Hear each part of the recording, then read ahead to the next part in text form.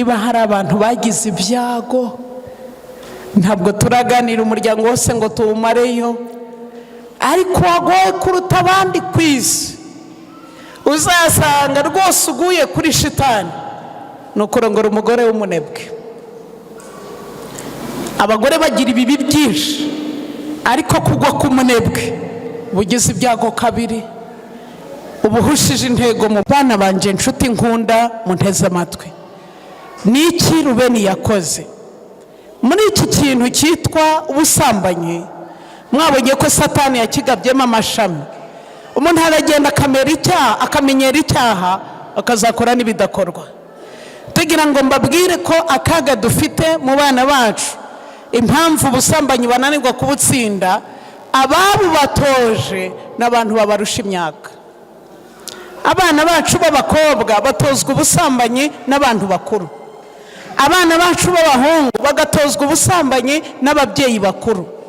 Iki nicyo Yakobo yavuze, kugeza igihe umwana asambanye, gusambana akabivaho, akinjira mu butinganyi, agasangana ibiki, akinjira mu kwikinisha, ibyaha byose akagera iby'indengakamere, kugeza igihe atinyutse kuryamana n'abagore bangana na nyina. Aha inama abana b'abakobwa, nta mwana w'umukobwa ukwiriye kumenya amakaritsiye yose. Dore uko yaririmbiye abo bana b'icyo gihe: umwari ukwiye ntiyiyandarika, hora abitse ibanga ry'urukundo, yinyakura mu turimo twose, ntababaza ababyeyi. Abana be ba kabiri, Rubeni na Simiyoni, ni abagome. Bakoze ubugome buturutse kuki? Nshuti zanjye bavandimwe, muri aya manwa ndifuza ko mumenya imvo n'imvano yo kuvumwa kwa Simiyoni na Lewi.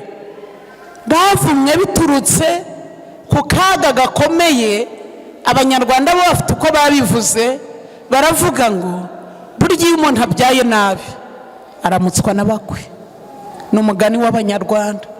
Niba hari ikintu kigorana ni ukubyara nabi, niba hari ikintu kibabaza ni ukubyara umwana w'umunebwe. Abonaho kuruhukira aho ari heza. Ngira ngo mu Rwanda no ku maradiyo njya numva amateka n'amategeko y'abanebwe. Ntugakora ikintu uyu munsi n'ejo ni umunsi. Ndabona mutabyumva. N'ejo ni umunsi, icyo yararakora none azagikoresha. Uwo mwana wafashe iyo mico y'ubunebwe ni umugaragu w'abandi. Wakurikirana akantu kose nako kumuzina, tushobora kubana n'abantu. Niba ushaka kubana n'abantu, iga kubabarira n'abantu batagusabye ikiyemwe imbabazi.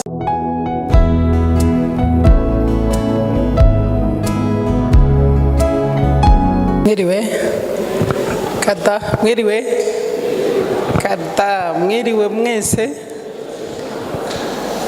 Inzara irabishe. None mwiriwe mwese kada, ntabo ndumva. Mwiriwe mwese. Kugerageza fatanirize hamwe gushima Imana. Imana ihabwa icyubahiro, kandi dufatanirize hamwe gushimira abatuyoboreye muri gahunda ishize, cyane abaririmbyi b'ababwiriza baduhaye umwanya bakadufasha. Imana ibahe umugisha, Imana ibahe umugisha. Mwanyemerera mugakanguka. Tugiye gukora imigabane 3 muri aya materaniro. Ndabasaba rero ngo muhuguke. Turashimira Imana yadufashije muri gahunda y'amateraniro. Imana ihabwa icyubahiro. Imana ihabwa icyubahiro. Ntiyahabaye se? Imana yarahabaye. Munyemerere mbere yuko twinjira mu isomo ryacu, tubanzirize mu gitabo cyo Kuva igice cya 17. Tugiye kubanza wa mugabane wacu wo gusenga.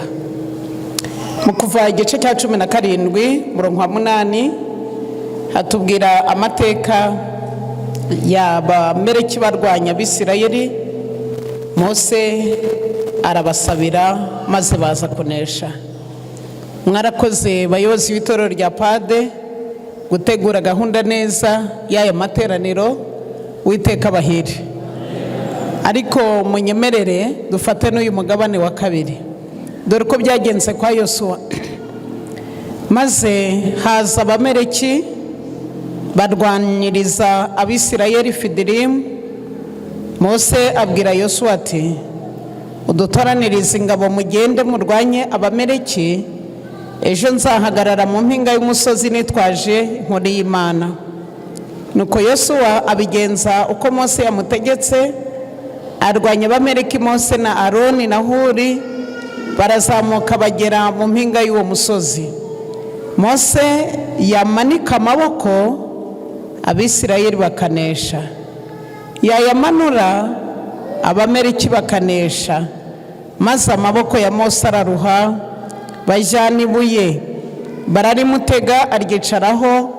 Aroni na Huri baramira amaboko ye, umwe iruhande rumwe undi urundi.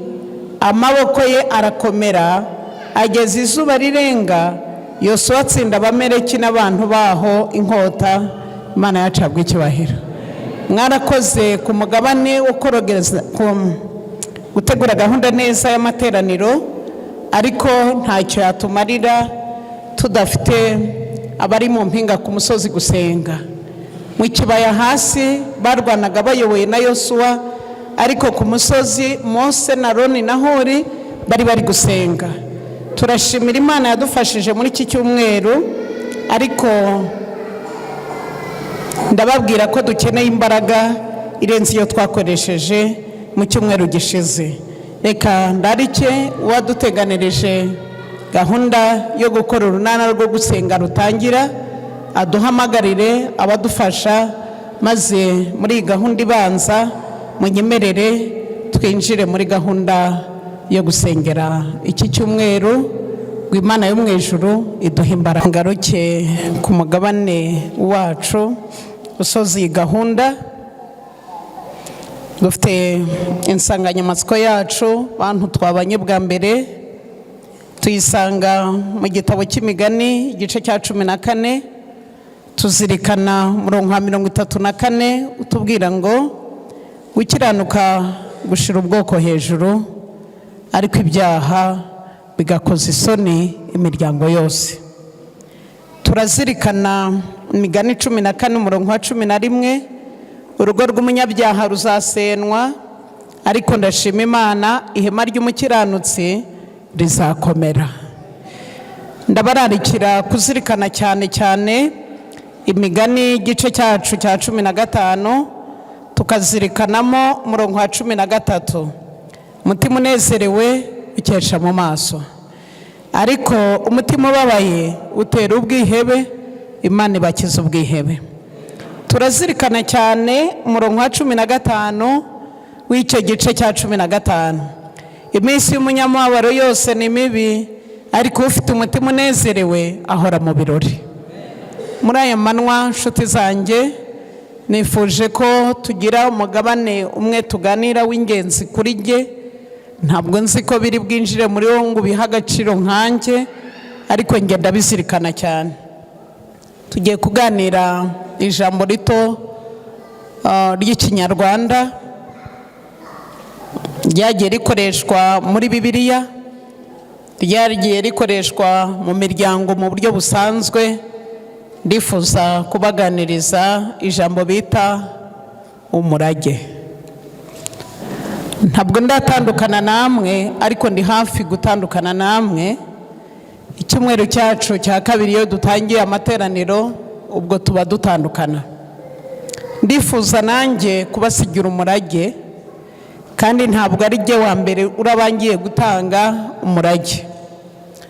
Bibiliya yanjye n'iyawe itwereka abantu b'Imana, nta muntu w'Imana ubana n'Imana, uzakomeza kubana n'Imana uzasoza Imana itamuhishuriye ko agiye gusinzira. Murankurikiye? Mumbwire ko munkurikiye. Murankurikiye? Ye. Nta muntu w'Imana usinzira Imana itabimuhishuriye. Muranyemerera wenda mvuga umwe gusa kuko ntafite umwanya. Ndavuga urwandiko rwa kabiri rwa Petero igice cya mbere. Urwandiko rwa kabiri rwa Petero igice cya mbere, reka bari we mvuga wenyine, ariko n'abandi ndaza kubageraho mu mwanya wabyo, ariko uyu muntu mumfashe mumuzirikane cyane. Urwandiko rwa kabiri rwa Petero igice cya mbere, ndasoma mpereye ku murongo wa 10 nihuta cyane. Nicyo gituma bene data mukwiriye kurushaho kugira umwete wo gukomeza guhamagarwa kwanyu no gutoranwa kwanyu, kuko nimukora ibyo ntabwo muzasitarana hato, ahubwo bizabaha rwose kwinjira mu bwami butazahanguka bwa Yesu Kristo ari we mwami n'umukiza wacu. Nicyo gituma nanjye iminsi yose ntazigera nirengagiza kubibutsa ibyo, nubwo musanzwe mubizi mugakomerera mu kuri mwamenye ubu. Kandi rero ndibwira yuko binkwiriye ko mbatera umwete mbibutsa ibinkiri muri iyi ngando, kuko nzi yuko igihe cyo kunyaguye ingando yanjye kigiye gusohora vuba, kuko umwami wacu Yesu Kristo yabimenyesheje. Ariko nzaje ngira umwete kugira ngo nimara gupfa muzahore mwibuka iby'iminsi yose Imana yacabwe cyubahiro. Urumva ko uyu muvandimwe Imana yari yaramuhishuriye. Ndagira ngo munyemerere nongere ngaruke ku mugabane wundi nifuza kuvugaho gato nihuta. Dufite abantu benshi bahera ku myaka y'ubukure bafite, cyangwa nyine bamaze guhishurirwa, cyangwa ubundi buryo bashobora kubikoramo simbizi, maze bagakora ikosa ryakozwe n'abantu benshi mu buzima. Ndagusaba gukanguka ukandeba kuko birakureba. Ndabizi umuntu wese unteze amatwi nzi ko bizamufasha. Dufite abantu b'ababyeyi abona asatira imyaka yo kuba mukuru, yarangiza agakora ikosa ryakozwe n'abantu benshi ndabizi, agafata imitungo ye akayiha abana be. Ngira ngo benshi bakora inyandiko zo gutanga umurage wongeraho irindi jambo ko abo babihaye bazabijyamo ari uko bapfuye. Ngira ngo nongere nguhe inama, kuko no mu mategeko ya leta ubu barishizeho, niba iryo kosa wararikoze nakugiraga inama yo kurihindura. Niki ngiye kugufasha? Nukuvuga ngo umuntu wahaye umutungo umuraze ko azawubona upfuye, akabona udapfa, yakora igishoboka ngo upfa yishyikire. Mwanyumvise? Ndabona mutanyumve. Hari abanyumvise? Kanikomereze. Kutanyumva kwawe ntibizatuma ibyo nkubwiye bidasohora. Icyo ndi kugira ngo uzirikane ni iki rero? Mu bwenge bw'Imana uko yabigenye, umubyeyi afasha umwana yabyaye, umwana we yabyara agafasha umwuzukuru we, umwuzukuru yabyara agafasha umwuzukuruza. Umubyeyi wese muzima ugira umutima mwiza, ibyo ni ibintu akora yishimye kandi ntibigire icyo bimutwara. Ariko burya nta mwana ufasha umubyeyi. Umwana afasha umubyeyi nibyo, ariko kuko atari ko Imana yabigenye akananirwa, akarambirwa, akabinanirwa rwose. Kandi sinjye mbivuze kuko mfite Bibiliya ibivuga. Rambura Bibiliya nkubwira aho byanditse muri Bibiliya yawe. Urwandiko rwa kabiri rw'Abakorinto, muranyihanganira ndifuza kwihuta cyane. Urwandiko rwa kabiri rw'Abakorinto igice cya 12 14, nagiye kubutahageze uransangayo nta kundi ndabigenza. Dore ubu bwa gatatu nitegura kuza iwanyu, kandi sinzababera ikirushya. Si ibyanyu nshaka, ahubwo ni mu bwanyu nshaka, kuko abana badakwiriye guhunikira ababyeyi, ahubwo ababyeyi nibo bakwiriye guhunikira iki? Mwanyumvise? Ntabwo abana aribo bahunikira ababyeyi, iyo mpano si yabo, ahubwo ababyeyi nibo bakwiriye guhunikira iki yemwe? Abana. Ubwo rero ntega amatwi uranyumvise. Gumana imitungo yawe, abana bazayirira mu biganza byawe kuruta uko uyibaha bakazashaka uko upfa igihe cyabyo kitaragera. Imana ikugirire neza. ndifuza kugaruka rero ku mugabane mwiza nifuje ko tuganira witwa gutanga umurage. Muranyemerera ne kujya kure cyane, ahubwo munyemerere mbasabe ko mundeba.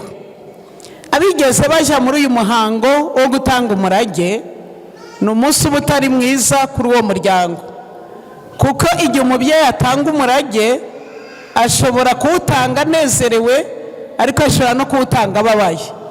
Ikindi kintu gituma abantu batanezerwa muri iryo teraniro, baba basa nk'aho basezera buheruka kuri uwo mubyeyi wabo.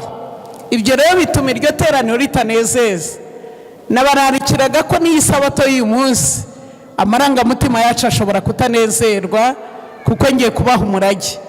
Bivuze ko nubwo iyi minsi nkiri imbere yanyu, ariko muri jye ubwo nsoje amavuno, ndagira ngo rero munyemerere mumfate uyu mwanya muwumpe, maze nkore uyu muhango.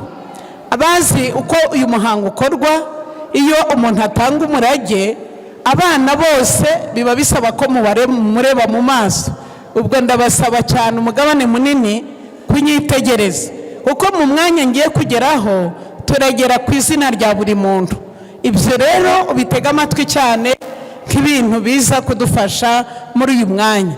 Igitabo cy'Itangiriro igice cya 49 kiduha ayo mateka ngiye gusubiramo y'uwatubanjirije muri uyu muhango. Itangiriro igice cya 49 kiduha amateka ava imuzi. Iri somo ryacu niho rishingiye. Abazakenera kurimenya biruseho bazifashisha igitabo cyacu cyitwa Abakurambere n'Abahanuzi.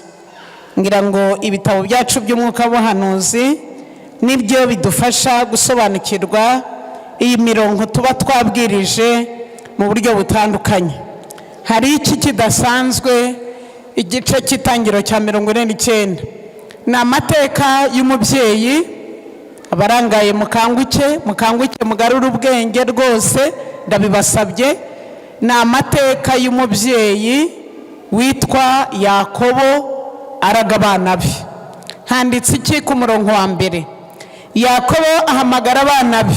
Mwakoze kunyitaba, murahari? Oya mukanguke, murahari? Yego. Yakobo ahamagara abana be, arababwira ati, nimuterane mbabwire ibizababaho mu minsi ya kera. Nimuterane mwumve bana ba Yakobo, mwumve Isirayeli so. Kanguka nkubwire ibintu bibiri somye bikomeye. Nimuterane bana ba Yakobo, uwo ni umugabane umwe, ariko mutega amatwi Isirayeli so, ni umugabane wa kabiri. Harabanyumvise? Aho ngeze harabari kunyumva? Nimuterane bana ba Yakobo, ariko mutega amatwi Isirayeli so. Ubwo niwe unyumvise, habaye base babiri. Harabo kuri Yakobo, harabo kuri Isirayeli. Ikintu tugiye gukorana ni iki? Iyo umubyeyi agiye gutanga umurage, ntabwo aba agiye kuvuma. Ahubwo nimusoma mu gitabo cy'Imigani igice cya 31, muziko turi kuganira igitabo cy'Imigani muri aya materaniro. Igice giheruka kivuga amagambo akurikira: umubyeyi mwiza uzi gukurikirana umuryango we amenya neza imico y'abana be. Ndaguha nk'urugero. Mu bana ugira bashobora kukubwira bati umwana wawe yibye, utoya ntiyiba, kuko umuzi neza. Iki rero Yakobo yari agiye gukora, ntabwo yari agiye kuvuma abana be cyangwa ngo agiye kubaturaho ibibi, oya rwose. Ahubwo uyu mubyeyi uzi neza imico y'abana be agiye kubaha umurage bikurikije icyo wahisemo. Niki twagiye? Umurongo wa kabiri uduha umwana wa mbere w'imfura. Rubeni, uri imfura yanjye, uri imbaraga zanjye, uri uwo gushobora kubyara kwanjye kwatangiriyeho, urushaho icyubahiro, urushaho gukomera, ariko uri nk'amazi kuko udahama hamwe. Abana b'imfura bari hano baranyumva? Rubeni, uri imfura yanjye, uri ugukomera kwanjye, uri uwo gushobora kubyara kwanjye kwatangiriyeho. Ariko Rubeni afite ikibazo, ameze nk'amazi ntahama hamwe. Kumenyera ibyaha kwatumye akora ibyaha by'indengakamere kugeza ubwo yakoze ishyano yuburira uburiri bwa se, aryama ku ndyamo ya se, ntazabona ubutwari, akurwa mu bana be. Nyemerera nkubaze, ubu ise wa Rubeni ari gutanga umurage kandi anezerewe? Ko mutansubiza? Mumbariza abantu basinziriye icyo bari gutekereza. Mfasha gukangura umuntu usinziriye, kuko ndi hano nkabona abantu basinziriye. Munyemerere mbabaze, ubu ni amasaha yo gusinzira? Kuko umuntu usinziriye nawe aradufasha tumuhe umurage we. Ko niba usinziriye mu iteraniro rimeze ritya, abantu bari kwakira umurage, wowe ugahitamo gusinzira, basomye Bibiliya, abo bantu nimutabakangura barapfa. Mwabonye uwitwa Utuku, mwaramubonye? Igihe abandi bari kwakira imigisha, we yari yisinziriye, arahanuka. Mumfashe umuntu wese mubona asinziriye, haguruka aho wicaye, mubwire asohoke hanze, aragaruka ibitotsi bigabanutse. Imana nsenga uyu munsi iguha umugabane mwiza. Nabajije nti, Yakobo ugiye gupfa asize umwana w'imfura witwa Rubeni, nabajije nti uyu mubyeyi afite umunezero?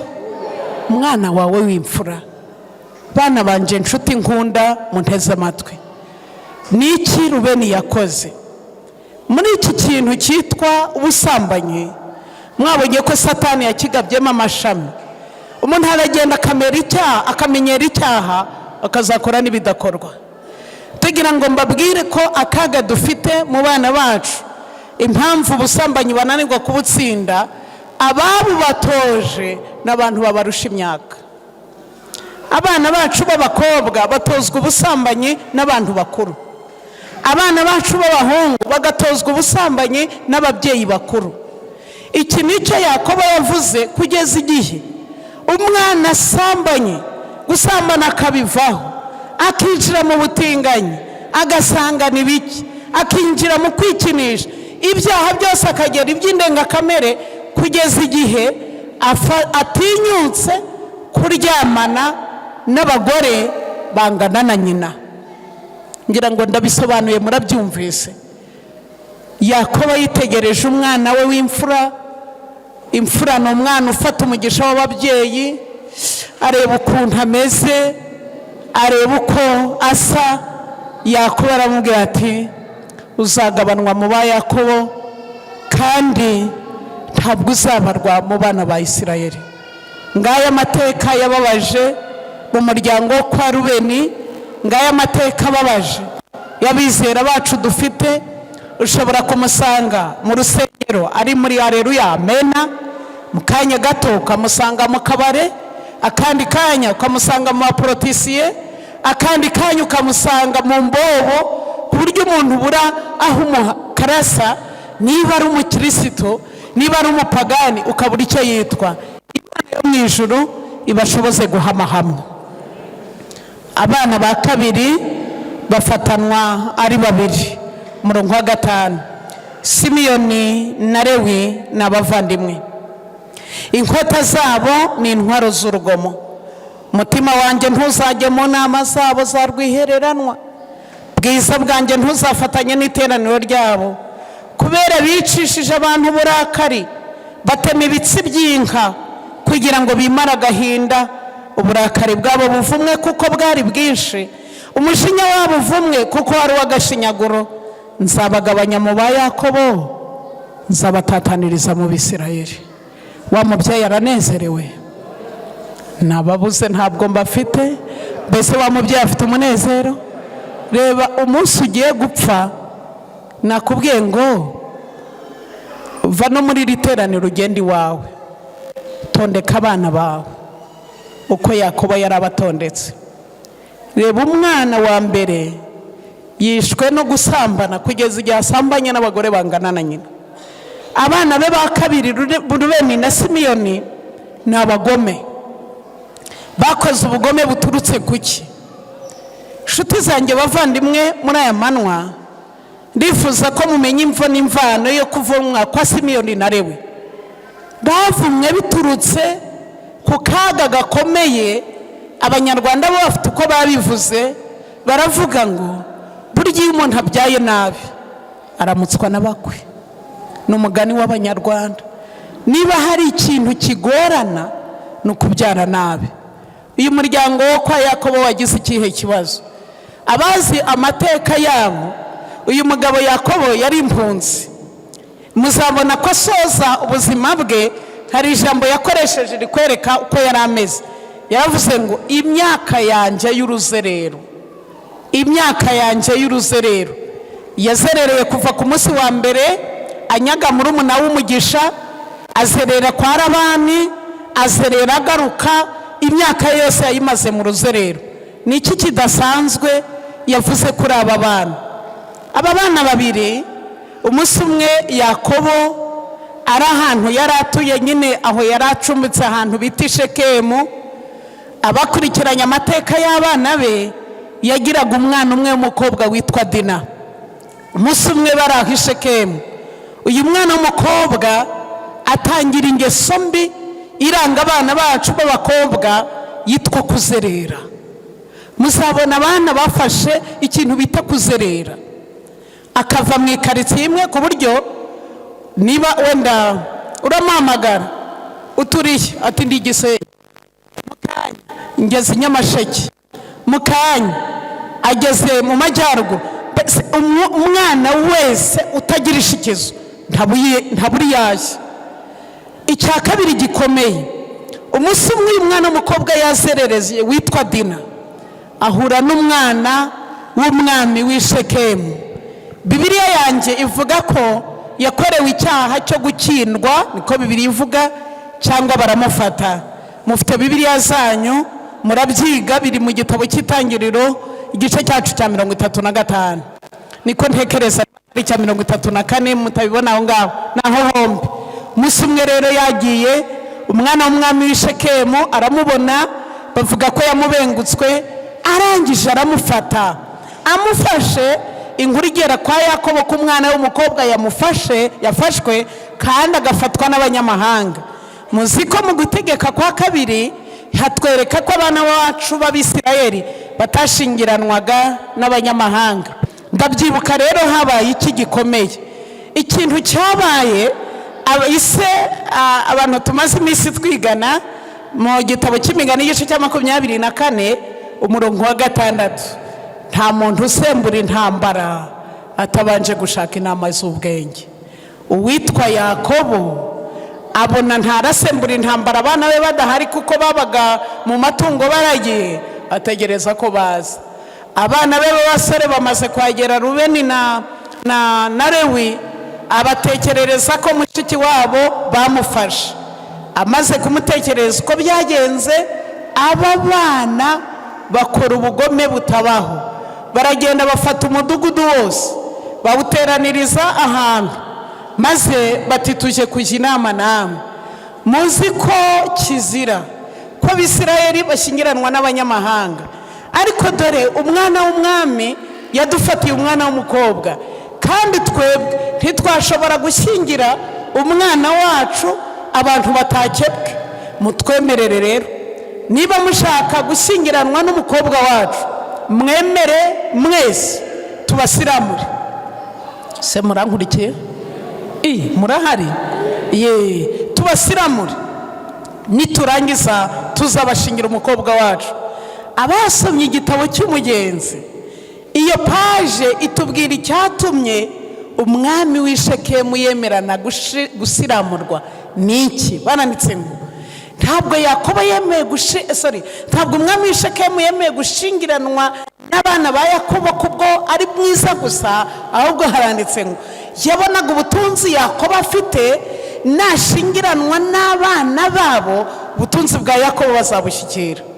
Ngira ngo mwabonye gusenyuka kw'imiryango muri iyi myaka yacu, nicyo kintu kiri mu bintu bya mbere, aho umwana w'umuhungu yitegereza akabona umukobwa wa kwa Florida atitaye ku isura afite, ati ngewe icyo ndi gutekereza, Florida yabyaye abana 2 cyangwa 3, imitungo yabo hari iyo bafite i Kigali, indi mitungo iri i Gisenyi, indi mitungo iri Ikibungo, kandi ubwo ari abana batatu, umubyeyi wabo namara gupfa umwe azafata Kigali undi afata Gisenyi, akemera gukorana amasezerano n'uwo mwana w'umukobwa atari we ashaka iki? Nanga ko mutabyumvise. Hari abanyumvise noneho se nshuti yanjye, ibyo nabyo mvuze bizaza ko mutansubije? Bizaza. Uwo mwana w'umuhungu umukobwa cyangwa ashingiwe ibintu? Ashingiwe umukobwa n'ibintu ashaka. Kwa umwami w'i Shekemu yemeye icyo gikorwa cyo gusiramurwa, atari umukobwa ashaka imitungo ya Yakobo. Nuko umwami aragaruka afata abaturage be ati icyo kintu rwose ni sawa, mwese mwemere musiramurwe. Abahungu rero ba Yakobo bafata abagabo bose b'i Shekemu barabasiramura. Bamaze kubasiramura barwaye ibisebe nijoro, uwitwa Lewi, uwitwa Simiyoni bitwikira inkota, baraza umudugudu wose w'i Shekemu, abagabo bose batuyemo barabica barabarangiza. Mbese aba bahungu si intwari? Ntabwo muhari uyu munsi? Mbese ni intwari? Ni ibigwari. Aba ni ibigwari. Gufata umuntu wasiramuye ukaja kumwica, ntabwo bazagufata nk'umurwanyi w'intwari, uri ikigwari. Niki cyababaje Yakobo akagira agahinda, avuze ati aba bana ni uruzerero. None aba bana b'abagome bameze batya bazatura mu wuhe mudugudu bagendana ubugome bungana butya? Abitegereje arababara. Niki aba bahungu bagombaga gukorera mushiki wabo? Ntabwo ikihutirwa kwari ukwica abantu b'i Shekemu, kuko kibaye baratangiriye Dina mu nzira, n'undi wese ari kubona ko bifite agaciro. Ariko babigenje bate? Dina niwe wavuye iwabo aja ku mwami w'i Shekemu. Siko mwabisomye? Wakwenza nibura baramutangiriye bikagaragara ko bamusanze mu nzira cyangwa iwabo. Iyi myaka yacu, abana bacu b'abakobwa ashobora gufata icyemezo agasanga umuhungu muri geto. Subwo muransubije? Ajyayo ajyayo neza akishura. Ahubwo niwe musenga musabira abana b'abahungu. Njya nkunda kugira ibiganiro n'abana b'abasore, abatari abana, abasore. Kambwira bati mwigisha, je naba ndi muri kariya kazu mbamo, umwana w'umukobwa akaza kunsura, kandi uzi imyenda baba bambaye, niyo agezemo akabona ntubishyikira atangira gukuramo imyenda yari yambaye, ati ikibazo nkubaza, yapfa kugenda? Naba ndi muzima?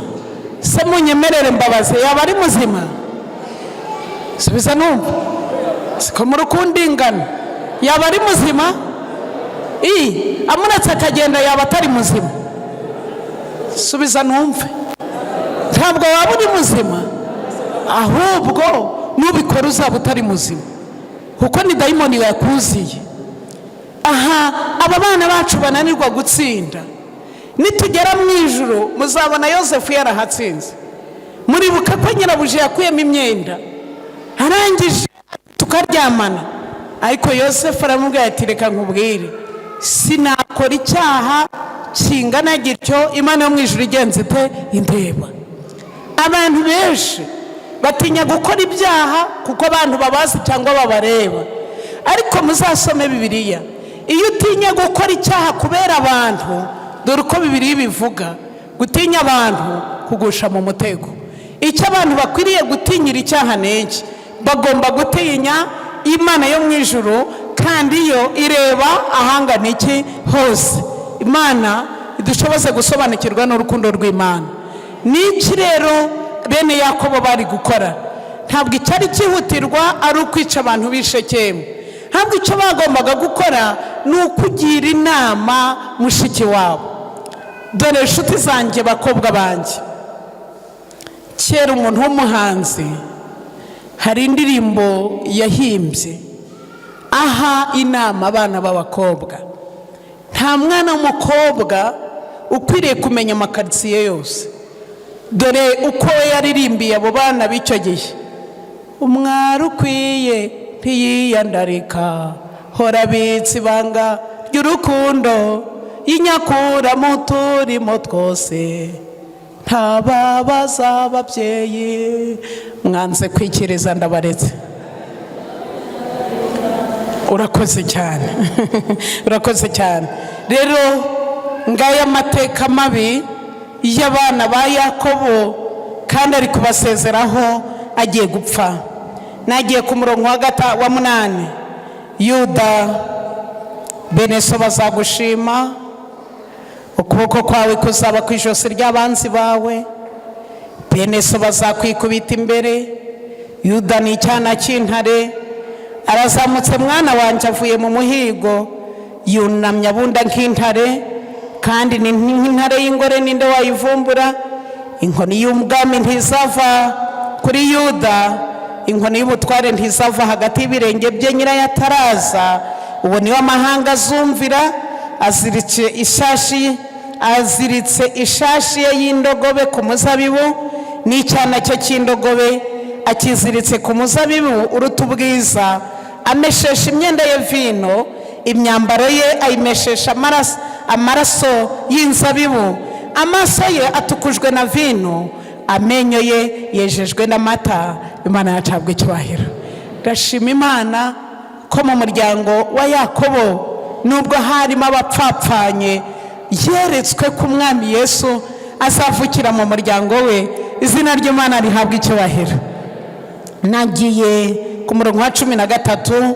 Umwana witwa Zebuloni azatura ku kibaya cy'inyanja, azaba ku kibaya kiriho inkuge, urugabano rwe ruzagera i Sidoni. 14. Hari umwana witwa Izakari, n'indogobe y'inyamaboko, aryamye hagati y'ingo z'intama, abona aho kuruhukira ko ari heza, igihugu nicyo kwishimirwa. Yunamishijwe urutugu no kwikorera, ahinduka umuretwa, ategekwa n'icyate. Niba hari ikintu kibabaza, ni ukubyara umwana w'umunebwe. Abona aho kuruhukira aho ari heza. Ngira ngo mu Rwanda no ku maradiyo njya numva amateka n'amategeko y'abanebwe. Ntugakora ikintu uyu munsi, n'ejo ni umunsi. Ndabona mutabyumva. N'ejo ni umunsi. Icyo yararakora none azagikoresha. Uwo mwana wafashe iyo mico y'ubunebwe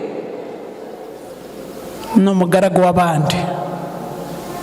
Niba hari abantu bagize ibyago, ntabwo turaganira umuryango wose ngo tuwumareyo, ariko wagoye kuruta abandi ku isi, uzasanga rwose uguye kuri shitani, ni ukurongora umugore w'umunebwe.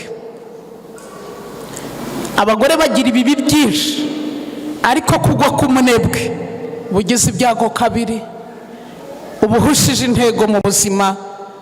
Uyu rero kuko yahisemo kuba umunebwe, azategekwa n'icyate. Uwitwa Dani azacira abantu b'imanza. Munyihangane ndi kwihuta cyane, nta mwanya mfite wo gusobanura ibintu byose, ni byinshi. Dani azacira abantu b'imanza.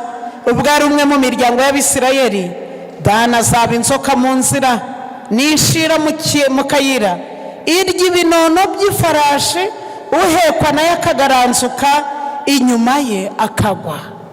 Dufite abantu b'abanyamujinya, agira umujinya uruta w'inzoka y'inshira.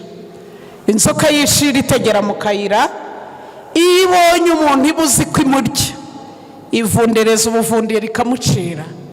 Dufite abantu bafite umujinya w'indengakamere, ku buryo agira umujinya ukabona n'imyenda y'iriho iratetera kubera umujinya. Ndagira ngo nkubwire ko muri iyi si yacu imeze itya, niwiha kuzamura umujinya uzahura n'ibiwurusha kuwuzamura. Yesu akugirire neza mu izina rya Yesu. Ndagera ku muntu wita Gadi, umutwe uzamutera, ariko nawe azabatera birukane, abagarurire hafi n'intwari. Kamwe ni mugabwa mbere twize nimugoroba. Kuri Ashera hazava ibyo kurya byiza, ko ndi gusoma kuri Asheri, hazava ibyo kurya biryoha neza, azatanga ibyiza bikwiriye abami, Imana yacabwa icyubahiro. Abana bacu Imana ibagire amabuye meza nezeza. Nafutali ndamukunda cyane. Uyu muntu bita Nafutali, reka amabwire ndamukunda. Muri uyu murimo wacu w'ivugabutumwa, Imana nsenga ibahe imico myiza nk'iya Nafutali. Nafutali ameze ate? Nafutali ni ibuguma ryisha rizituwe, havuga amagambo meza. Haleluya kata, haleluya. Mbese amagambo meza nayo arafasha mu ivugabutumwa cyane. Umuririmbyi waririmbye indirimbo 217 yaririmbye ati, Mana mfasha mvuge neza, pani ndirimbo nziza, bashisha kurangurura, ngo byumvikane hose. Haleluya. Umunsi umwe umupapa w'umukuru w'itorero yampaye ubuhamya uko yihaniye muri iri torero, ndanezerwa. Ngo mushiki we ni wari umudivantisi, arangije aramutumira dufite amateraniro nk'aya, noneho ngo azahetse mushiki we ku igare. Bageze ku rusengero, hariya ku marembo hari umuntu w'umudiyakoni ushinzwe kwakira abantu bazaga. Noneho ngo amaze gushira mushiki we hasi, umudiyakoni w'umusore, kuko ngo twari twamaze gutandukana, niko yambwiraga, abasore bari hanze, abakuze ari bo bari mu rusengero. Umudiyakoni mwiza araza aramwakira, mukora mu biganza, mushimira ko aje mu materaniro. Undi musore mu iteraniro abonye uwo mwana ari umushitsi w'umusore, yimuka ku gaswara yicayeho, arakamuha akicaraho. Wa wundi wamwakiriye amuhereza ikiganza, ahita afata rya gare yajeho, aragenda ararimubikira, maze aragenda ariga. Byakurikiranye kwa kuri twinjira muri gahunda yo kuramya, barabwiriza. Basoje, wa mudiyakoni wamubikiye igare agenda arivana aho yari yariparitse, ararimuhereza, amusezeraho, aramubwira ati, nubishobora ku isabato itaha uzagaruke. Maze ngo igihe ahekaga mushiki we baragenda, atarurira igare, aramubwira ati, si burya mwakira abashitsi bene aka kageni? Twebwe iyo twagiye mu misa, iyo uhumye gato igare uhumura barijyanye, none mwebwe ni ukuri bikira umuntu, warangiza ukongera ukarimusubiza, bakampa agaswara nkicaraho. Mwumvise intebe? Ntago munkurikiye. Ni intebe navuze? Mwumvise avuze umubwiriza wabwirije ku isabato ikurikiyeho, emwe ati, ni njye wabyukije mushiki wanjye ngo twongere tugaruke. Bahamagaye abihana, ni njye wihanye bwa mbere. Reka mbabwire, muri murimo w'ivugabutumwa munyemereye tugiye gukora muri iki cyumweru, Uwiteka abaha impano zose mu izina rya Yesu. Nta mpano itagira akamaro mu ivugabutumwa, nta mpano idafite akamaro. Ntuyifate nk'ifite agaciro gake. Niba umushitsi ageze hano, kumuramutsa ni byiza, kumuherekeza ni byiza, kumubaza amakuru ye ni meza, hamwe no gusenga. Imana izakorera muri iyo mpano wise nto, Yesu abiguhishuriye mu izina rya Yesu. Nafutali ndamukunda cyane, avuga amagambo meza, kandi abasomye Bibiliya, niba hari ikintu cyiza ni amagambo meza. Arafasha ko mutansubiza? Arafasha. Rumva, niba hari ikintu cyiza gituma umuntu yumva aruhutse, ni ukubwirwa amagambo meza. Ndagera ku mwana wundi 23 witwa Yosefu, kandi muranyemerera nsubikira ahangaha. Yosefu ni ishami ry'igiti cyera cyane, ishami ry'igiti cyera cyane kiri hagati y'isoko. Amashami yacyo arenga inkike bihome. Abarashi bamugiriye iby'urwango, bamurasa imyambi y'akarengane, ariko umuheto we nturakabanguka. Amaboko ye n'intoki ze bikomezwa n'amaboko ya ya ntwari ya Yakobo, niyikomokwaho n'umushumba, igitare cya Isirayeli. Ibyo byakozwe n'Imana Yesu izagufasha. Se murahari? Haleluya, haleluya. Imigisha iva mu ijuru, imigisha iva mu mazi y'ikuzimu, imigisha yo mu mabere y'iyo mu nda, imigisha iso ahesha, irenze yaheshejwe na data na sogokuru igere ku rugabano rw'imisozi ihoraho, izaba ku mutwe wa Yosefu, mu izingiro rye ni umutware wa bene se. Imana nsenga izabagira abatware. Kambabwire inshuti zanjye, nifuza ko muntega amatwi cyane kuri uyu mwana witwa Yosefu. Niki kidasanzwe uyu mwana afite? Bamurashe imyambi y'akarengane, agirirwa nabi n'abari kumugirira neza. Niki cyerekana kuzaba umutware muri bene so? Niba hari umuntu ukeneye kuba umutware, dore uko batwara. Umunyarwanda we yaciye umugani aravuga ngo ijisho ridahuga, vuga ibikurikiyeho, ntirihaka. Burya koko umuntu uzaba umutware umubona kare. Niki mwasomye mu gitabo cy'Itangiriro? Abagize umugisha mugasoma Bibiliya, bariya bene se wa Yosefu, abasomye icyo gitekerezo bigeze bamusaba imbabazi mu mateka? Ntabwo munkurikiye. Bigeze bamusaba imbabazi? Oya. Umutware ni mu ntoki. Niba ufite abakozi, kawenda ntagiye gato cyane, umukozi nashaka abakwiba, wakurikirana akantu kose nako kumuzina, tushobora kubana n'abantu. Niba ushaka kubana n'abantu, iga kubabarira n'abantu batagusabye ikiyemwe imbabazi.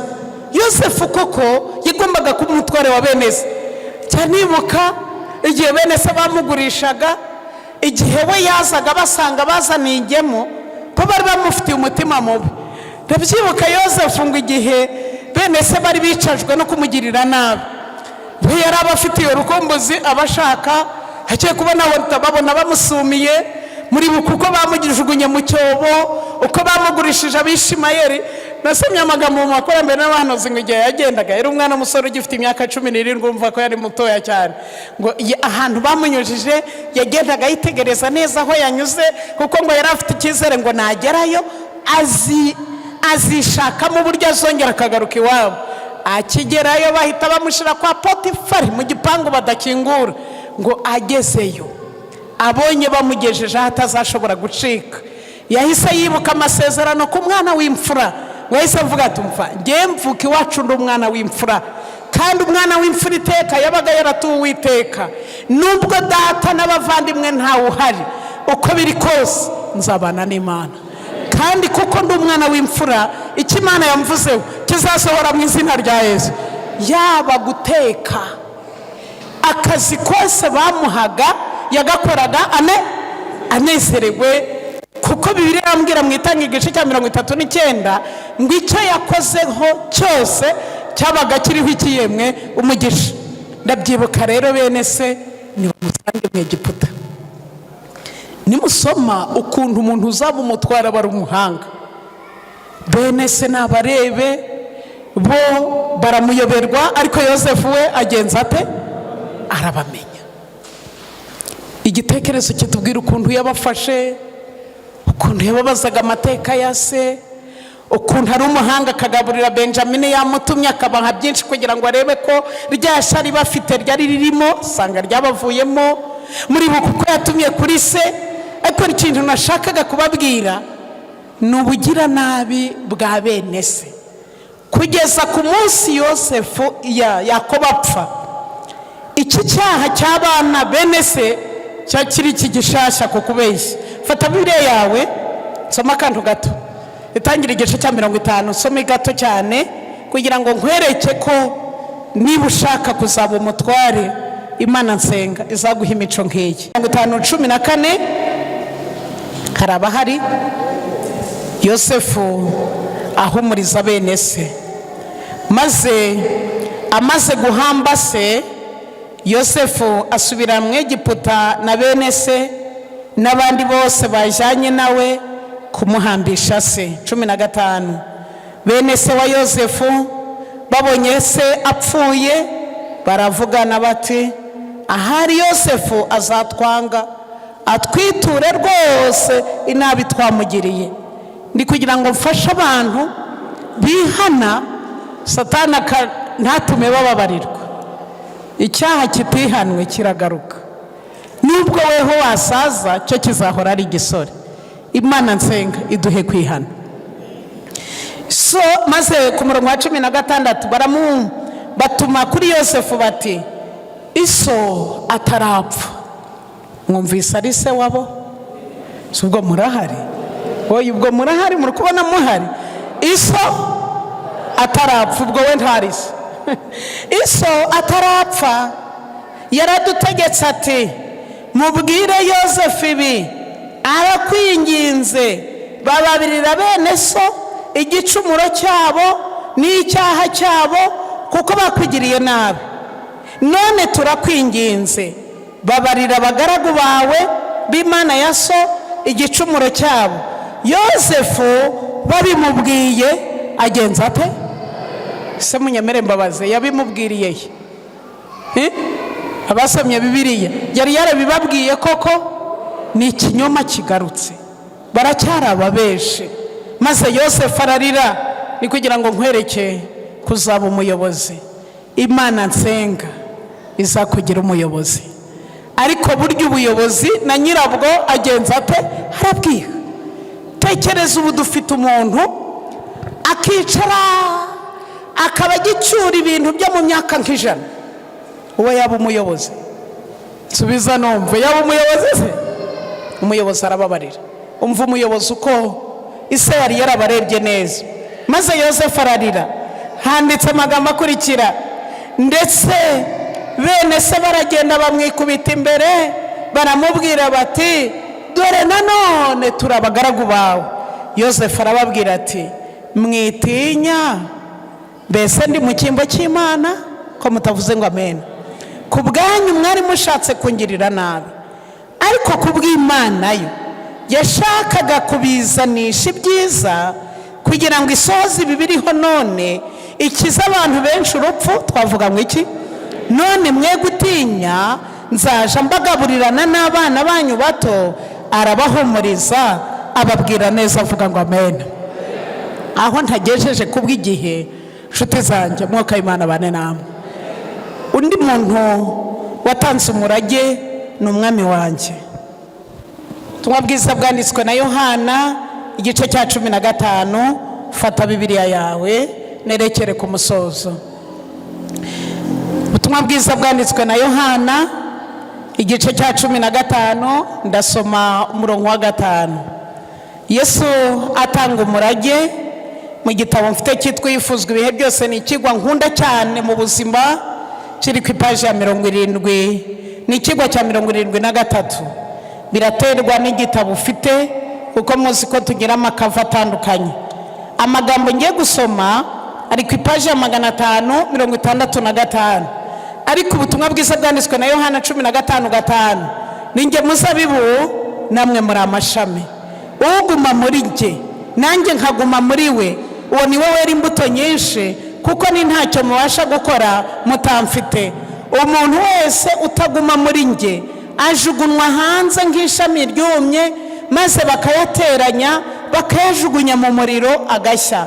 Nimuguma muri nge, amagambo yanjye akaguma muri mwe, musabe icyo mushaka cyose muzagihabwa. Haleluya. Ni magambo ki y'umurage mwiza Yesu yasigiye abigishwa be. Kristo yabwiye abigishwa bati ndi umuzabibu namwe muri amashami. Nubwo yari hafi kubakurwamo, umurunga wari ubahuje mu bya mwuka washaka kugumaho. Yababwiye yuko isano iri hagati y'umuzabibu n'amashami yawo igaragaza neza isano bakwiriye kugirana nawe. Ishami iyo ritewe ku muzabibu rifatana nawe. Haleluya. Haleluya. Ibigize iryo shami byose bigahuza n'umuzabibu, maze rigahinduka naryo igihimba kigize uwo muzabibu. Ubuzima uwo muzabibu ufite ni nabwo ubuzima iryo shami rigira. Ni muri ubwo buryo umuntu wishwe n'ibyaha ashobora kongera kugira ubuzima bikomotse mu isano afitanye na Kristo. Imana yacabwe icyubahiro. Imana yacabwe icyubahiro. Bariya bameze nka Rubeni na ba Simiyoni bakiriye ubutumwa bwiza, ndashima Imana, amateka yabo yahinduka. Amagambo akomeye. Umunyabyaha mu mbaraga nke afite yifatanya n'ububasha bukomeye bwa Kristo, umutima uri mu busa ugahuzwa na Kristo, gucika intege kwe kugafatanya no kwihanganira byose kwa Kristo, agira umutima wari muri Kristo Yesu. Ubumuntu bwa Kristo bugasimbura ubumuntu bwacu, kandi ubumuntu bwacu bukegukirwa ubumana. Bityo rero binyuze muri Mwuka Wera, umuntu ahabwa kuri kamere y'ubumana, yemerwa nk'umwana ukundwa binyuze muri Kristo. Imana yacu ahabwa icyubahiro. Ndashima Imana ko amateka yawe yahinduka, nubwo ibintu byose byabaye nabi. Kubwo kubana n'Imana mu izina rya Yesu, amateka ashobora guhinduka. Iyo dutangiye isano na Kristo, tugomba kuyikomeza. Kristo yaravuze ati umva, nimugume muri jye nanjye ngume muri mwe. Nk'uko ishami ridashobora kwera imbuto keretse rigumye ku muzabibu, namwe niko mudashobora kwera imbuto keretse mugumye muri njye. Iyi ntabwo ari isano y'urwiyererutso, kandi si isano y'akanya gato, ahubwo ishami rihinduka igice kigize umuzabibu. Kandi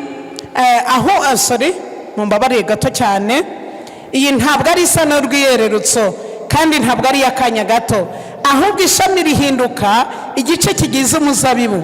Ihererekanya ry'ubugingo, imbaraga ndetse n'uburumbuke bwo kwera imbuto biva mu mizi bigakwira mu gihimba, maze bikagera no ku mashami. Imana yacu ahabwa icyubahiro. Akantu sorezaho ariko gakomeye, nimugume muri jye nanjye ngume muri mwe. Kuguma muri Kristo bisobanuye guhabwa ku Mwuka we mu buryo buhoraho. Dufite abantu bakiriye Mwuka rimwe bagatekereza ko bisoje. Buri munsi abana b'Imana bapfukamye imbere yayo, buri mu gitondo bayiyegurira. Ndashimira Imana muri iri teraniro bahabwa Mwuka Wera, kandi no kugira imibereho ihora yitangira umurimo wa Kristo. Umuyoboro w'itumanaho hagati y'umuntu n'Imana ugomba guhora ufunguye. Haleluya kada, haleluya. Umuyoboro w'itumanaho hagati y'umunyabyaha n'Imana ugomba guhora ugenza ute? Ufunguye. Imana ibidushoboze, Imana ibidushoboze. Isomo ryacu risoza umuvandimwe wacu yaridusomeye, ni mu gitabo cya mbere cy'Ingoma, igice cyacu cya 4 umurongo wa 9 n'uwa 10. Isomo ryacu risoza turisanga mu gitabo cya mbere cy'Ingoma, igice cyacu cya 4 nahageze umurongo wa 9. Havuga iki gikomeye. Iki gitabo cya mbere cy'ibyo ku Ngoma, igice cya 4 kitubwira urutonde rw'abakomoka ku muntu bita Yuda twasomye hariya hirya. Ariko amateka avuga iki? Bavuga Gadi yabyaye kanaka, kanaka yabyaye kanaka, kanaka yabyaye kanaka. Ayo niyo mateka y'abo bantu. Ariko umwanditsi w'iki gitabo yageze ku muntu udasanzwe. Bamugezeho bavuga ibihabanye n'ibyo bavuze ku bandi. Ni muntu ki? Yitwa Yabesi. Uyu Yabesi yarushaga bene se icyubahiro, kandi nyina yamwise Yabesi kuko yavuze ati namubyaranye agahinda. Mu kindi kinyarwanda uyu mwana tuvuze irindi zina rye ni Byago, ni Nyiragahinda. Mbese nicyo cyatumye bamwita iryo zina rimeze rityo. Nagira ngo gere ku murongo wa 9. Yabesi yarushaga bene se icyubahiro, kandi nyina yamwise Yabesi kuko yamubyaranye agahinda. Murongo wa 10. Yabesi amaze kumenya amateka y'izina rye, amaze kumenya inkomoko y'izina rye, amaze kumenya ko umunyarwanda yavuze ngo so nta kwanga akwita nabi, ko amazina mabi akurikirana, yiyemeza icyo nshaka ko twiyemeza. Imana idukureho imivumo, idushireho imigisha. Afata ibihe bikurikira. Murongo wa 10. Yabesi atakambira Imana ya Isirayeli, ayisaba ibintu bikurikira. Icya mbere, icyampa ukampa umugisha rwose. Haleluya. Mwananiwe ntimuhari. Icyampa ukampa umugisha rwose. Icya kabiri yasabye, ukagura imbago yanjye reka mbasabe muri aya materaniro Imana itwagure mu gusenga kandi yagura imiryango yacu. Abafite imiryango ifunganye, Uwiteka tugirire neza, imiryango yacu yaguke. Ukagura ingabano zanjye, niba ari aho ucururiza, niba ari urubyaro rwawe, komeza kurusabira Imana ikwagure mu izina rya Yesu. Maze ukagura ingabano zanjye, niko ndi kubisoma, ukagura imbago yanjye, kandi ukuboko kwawe kukabana nanjye, ukandinda ibyago ntibimbambaze mu izina rya Yesu. Imana nsenga idukiza ibyago, Imana nsenga idukiza ibyago, idukiza amakuba, idukiza umubabaro, ihindura amateka yacu. Munyezaburi, Zaburi ya 90, sinjya nsoza ntageze muri Zaburi, umurongo wa 15, yarasenze ati Mana utwishimishe iby'iminsi ingana n'igihe twababaye, kandi imirimo y'amaboko yacu ihirwe nawe mu izina rya Yesu. Niki yasabye, ukandinda ibyago ntibimbabaze, nuko Imana imuha ibyo yasabye. Imana yacabwa icyubahiro, Imana yacabwa icyubahiro. Aho ntagejeje, Mwuka Imana bane namwe, Mwuka Imana bane namwe. Bashimiye akanya mwampaye. Mwuka w'Imana aduhindura amateka, amazina yacu mabi Yesu ayahindure, uko mukugirirwa neza kw'Imana Yesu ahindura amateka yawe, akaguha izina rishya, ukitwa umuneshi. Ibyagutsindaga binyuze mu isano ugirana na Kristo, ukaba intwari, ukabitsinda mu izina rya Yesu. Abasomye igitabo cy'Uwifuzwa ibihe byose witwa Petero yigeze agira intege nke, yihakana umwami we, maze nyuma yo gupfa kwa Yesu no kuzuka kwe no guhabwa imbaraga y'Umwuka Wera, ngo bongeye kumutubiza muri rwa rukiko hahandi yahagaze yihakana umwami we. Ariko uwo munsi basanga Umwuka Imana yamuhinduye amateka, maze abwira abamwisha batumva, ntabwo nihakana umwami wanjye, nubwo ubugira gatatu namwihakanye, ubuho Yesu yampindura amateka, singomba kumwihakana, ahubwo mbagira inama, ntimumbambe nk'umwami wanjye, mumbambe muncuritse. Abari biteze ko hatsindirwa, Yesu amuha gutsinda. Nawe watsinzwe kenshi, ariko uyu munsi niwemera komatana n'Imana, izakugira umuneshi mu izina rya Yesu.